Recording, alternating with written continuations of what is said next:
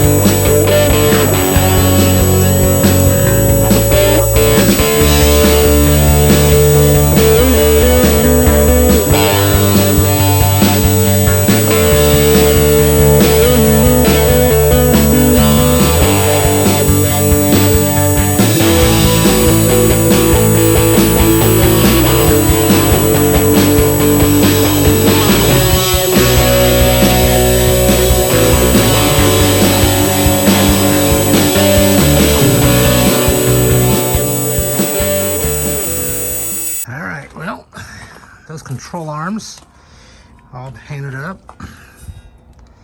Not looking too bad with that POR top coat. Definitely should have sprayed the very first coat and then a second coat instead of doing the brush on, and that's pitting of the metal there. This is a little bit better. But I think overall, you know, for what we're gonna do and just for some protection, where we put it all back together there, looks pretty good. And then on the frame over here, I got that all painted down. Got those motor mounts removed because they were the Chevy 350 mounts. I'm gonna have to get the Pontiac mounts on there, but got that squared away. Did not paint the transmission bar because it was holding up this. But go ahead and see on the back side here, side that faces the road. And I did not take the time to kind of weld or sand down or whatever the welds from the factory. I mean, it came that way from the factory. Good enough for me. I'm going to get a kind of black spray paint and just spray paint inside there. I was kind of hit and miss on that on both sides, but for the most part, the frame is done. The suspension pieces are done. And there's Sierra, the shop dog, helping Dad. And then we got it all together. So next is put this in there on the car.